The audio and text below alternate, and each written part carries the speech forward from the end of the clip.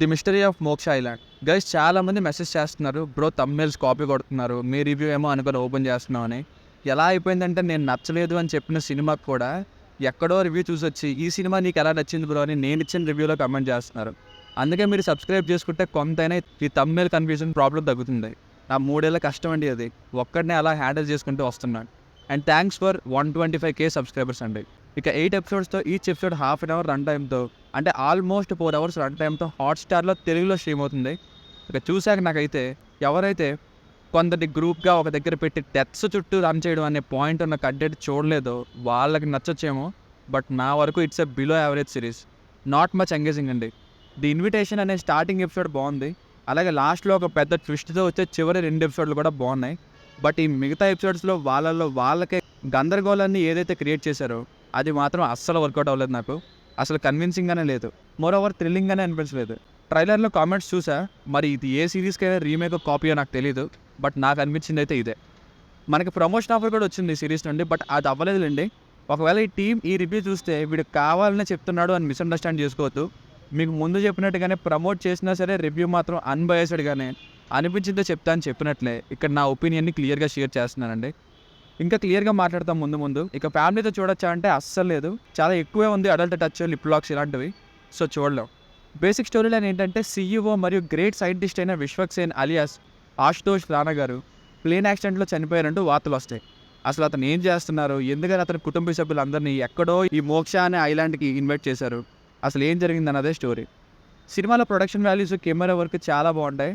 ఇది ఒక్కటే సిరీస్కి best part అని చెప్పొచ్చు.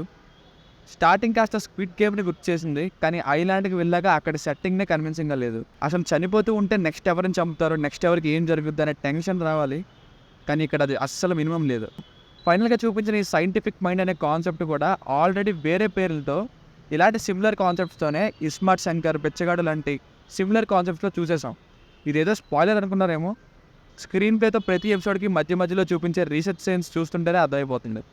24 minutesతో ఉంటే ఫస్ట్ ఎపిసోడ్ చూసి పర్లేదు అనుకున్నా, పేరుకి తగ్గట్టే రిలేటివ్స్ అందరికీ ఇన్విటేషన్స్ వస్తాయి. ఎందుకు ఏంటి అనే కారణాలు చెప్పకుండా అందరూ ఐలాండ్కి వెళ్తారు. నెక్స్ట్ ఏమవుద్ది అని చూడాలనిపిస్తుంది, కానీ artificial and over the top క్రియేచర్స్ని చూపిస్తారు, అసలు ఎఫెక్టివ్గా లేవు. పర్ఫార్మెన్సెస్ వైజ్ నందు గారు, ఆశుతోష్ రాణా గారు, ఇంకా ఒక నోన్ యాక్ట్రెస్, ఆమె పేరు మర్చిపోయా, ఈ ముగ్గురు తప్పిస్తే మిగతా వాళ్ళ యాక్టింగ్ కూడా డైలాగ్ ఇచ్చేసారు, చెప్పేసాం అన్నట్టు యాక్టింగ్ చేయించుకున్నారు. ఓపెన్గా చెప్తున్నానండి, తేజస్వి మదివారి గారి యాక్టింగ్ అయితే ప్యూర్ ఓవర్ రియాక్టింగ్ లానే అనిపించింది. ఇంతమందిని హ్యాండిల్ చేయడం అంటే మామూలు విషయం కాదు, బట్ సరిగ్గా యూజ్ చేసుకోలేదని అనిపించింది. పర్టికులర్గా అసలు ఏం జరుగుతుంది అన్నట్టుగా ఉండే ఎపిసోడ్స్లో. ఇక్కడ జరుగుతున్న దానికి దేనికి లాజిక్ లేదు అని నందు గారి రోల్తో 4th ఎపిసోడ్లో వీళ్ళే చెప్తారు. ఈ ఫ్యాక్ట్ అది మనకు ముందే అర్థమవుతుంది. మొగుడు చనిపోతే ఏదో మొబైల్ పోయినట్టు ఏడుస్తారు, వదిన వచ్చి చంపేయి అని కత్తిస్తే అదే కత్తితో వదిన్నే వెంటనే చంపేయడం ఏంటో. పక్కనే నాన్నని లాక్కెళ్ళిపోతుంటారంట, కానీ వీళ్ళు చూసుకోరు, జస్ట్ తోస్తే పడిపోయి చనిపోతుంటారు. ఇవన్నీ ఎలా ఉంటాయంటే వాళ్ళల్లో వాళ్ళే కొట్టుకొని గందరగోళాన్ని క్రియేట్ చేసుకున్నట్టు పెడదాం అనుకున్నారు, కానీ అలా చూపించడం కోసం పెట్టిన సెట్టింగ్ లాగా క్లియర్గా తెలుస్తుంది. డిస్ఎంగేజింగ్ రైటింగ్స్కి బాగా పర్ఫామ్ చేసిన వారు కూడా షైన్ అవ్వకుండా పోతారు. అక్కడ డెత్స్కి వీళ్ళు భయపడినట్టు ఇచ్చే ఎక్స్ప్రెషన్స్కి సంబంధం లేదు, అంతా ఒక ఐలాండ్లోనే అయిపోతుంది. లాస్ట్లో ప్రూఫ్ చూపించే టైంలో అన్ని చోట్ల కెమెరాస్లో షూట్ చేసినట్టు, అది కూడా సినిమా ఫుటేజ్ లాగా డిఫరెంట్ యాంగిల్స్లో చూపించడం.